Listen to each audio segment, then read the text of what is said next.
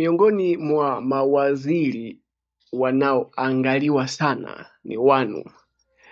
Anaangaliwa sana kwa sababu ni mtoto wa Rais Samia Suluhu na uteuzi wake uliibua maswali mengi. Wanaotetea uteuzi wake wanajikita katika hoja kwamba Wanu ana uwezo wa kufanya anachokifanya, hivyo ana haki ya kuteuliwa. Makala hii inaangazia uwezo wa Wanu na tutajadili uwezo wake kwa kutazama swali aliloulizwa na namna alivyojibu. Wanu aliulizwa swali hili. Mheshimiwa Suleiman Mohamed. Asante Mheshimiwa Spika, nimpongeze Mheshimiwa Naibu Waziri kwa majibu mazuri. Lakini pamoja na majibu hayo, swali, je, serikali haioni haja kuandaa mwongozo wa dharura wa maboreshaji ambayo utaweza kuzingatia kulipwa kwa posho la kujikimu pamoja na posho maalum kwa walimu ambao wanasanisha mitihani hiyo? Mheshimiwa Waziri. Na haya yalikuwa majibu yake. Mheshimiwa Spika, kwa ruhusa yako naomba nijibu swala la Mheshimiwa mbunge kama ifuatavyo.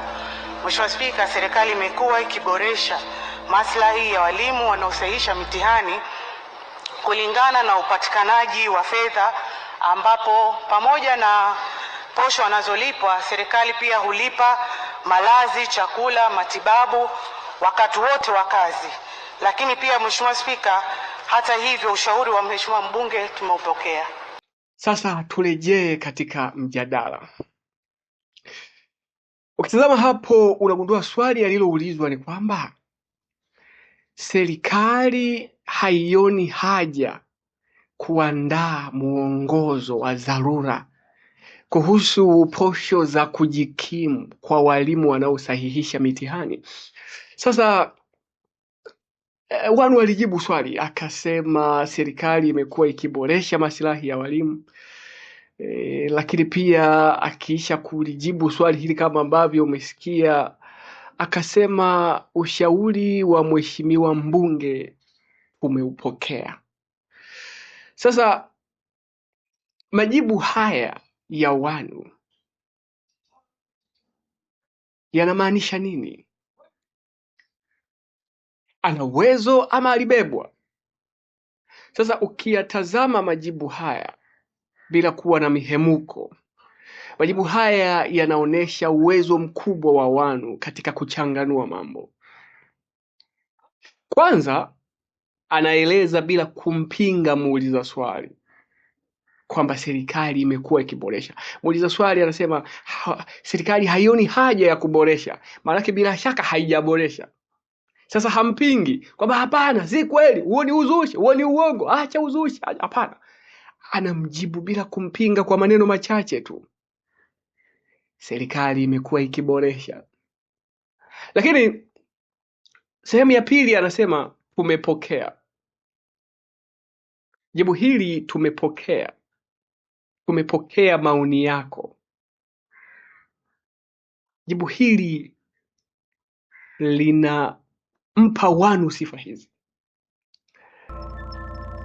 Wanu anatambua kwamba kiongozi hana majibu ya maswali yote na mambo mengine lazima uyapokee ukayafanyie kazi.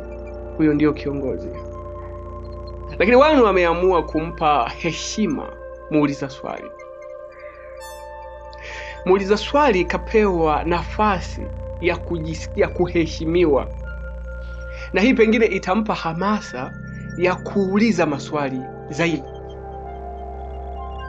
Lakini namna Wanu alivyojibu swali hili inatupa sifa kwamba ni msikilizaji mzuri.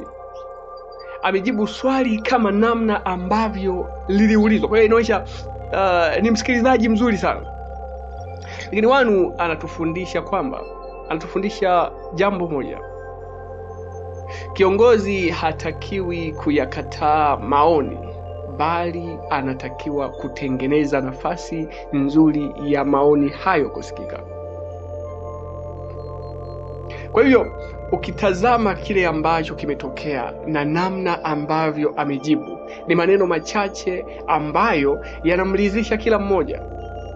Yanamridhisha muulizaji, yanamridhisha msikilizaji, lakini yanatoa nafasi ya mtu kusikilizwa. Kwa hivyo kadri tunavyozidi kuendelea, muda utazidi kuzungumza. Kwa nini Rais Samia Suluhu Hassan aliamua kumteua mtoto wake Wanu? Ni uteuzi ambao ulizua maswali na mijadala na minong'ono mingi sana. Hili lilikuwa ni swala la kwanza nchini Tanzania kwa kiongozi kumteua mtoto wake kuwa katika nafasi ya waziri, lakini duniani mambo haya yamewahi kutokea. Rwanda tunaona Kagame amewahi kufanya hivyo, Uganda tumewahi kuona, lakini hata Marekani tumewahi kuona Kennedy amewahi kufanya hivyo, Rais Kennedy wa Marekani. Kwa hivyo mara nyingi teuzi hizi ukichunguza, wanaoteua hawa wakubwa wa dunia huwateua watoto wao kwa sababu watoto hawa wamekuwa na uwezo mkubwa wa kisiasa. Mtoto wa nyoka ni nyoka. Kama mwanao, wewe ni rais, mwanao amefuata ile sifa yako ya kisiasa, je, utamnyima kutimiza ndoto zake kwa sababu tu wewe ni rais? Utamnyima kutimiza ndoto zake kwa sababu tu wewe ni kiongozi? Yaani kwamba, je, wanyime uongozi watoto wa viongozi kwa sababu wazazi wao ni viongozi? Kwa hivyo tunaelekea kuamini kwamba kama ana sifa apewe, kama anafaa apewe, kama anaweza apewe. Alichokifanya Wanu na atakachoendelea kukifanya tutakijadili, na pengine tutaendelea kuthibitisha kwamba Samia Suluhu Hassan alimteua Wanu kwa sababu ya sifa zake, na tunaelekea kuamini tembo hazai sungura. Kwa ruhusa yako, naomba nimshukuru Mheshimiwa Rais kwa kuniteua na kuniamini katika nafasi hii ya kumsaidia Mheshimiwa Waziri wa Elimu, Sayansi na Teknolojia. Mheshimiwa Spika, sasa naomba nijibu swali la Mheshimiwa Suleiman Mohamed Rashid, mbunge wa Mwera. Mheshimiwa Spika, mitihani ya taifa ya kidato cha 4 na 6 ni mitihani muhimu ambayo usahihishaji wake hufanyika kwa baadhi ya walimu kukusanywa katika vituo maalum kwa ajili ya jukumu hilo, unaozingatia muda maalum, usalama, usiri, mazingira wezeshi na ubora wa kazi. Mheshimiwa Spika, stahiki za walimu wanaosahihisha mitihani ya taifa ya kidato cha 4 na 6 hulipwa kwa kuzingatia miongozo ya usahihishaji wa mitihani kwa kipindi husika. Ili kuleta ufanisi wa kazi hiyo, miongozo hiyo imeendelea kuboreshwa mara kwa mara. Serikali itaendelea kuboresha maslahi na stahiki za walimu katika usahihishaji wa mitihani ya taifa ili kuimarisha na kuongeza ufanisi wa kazi hiyo.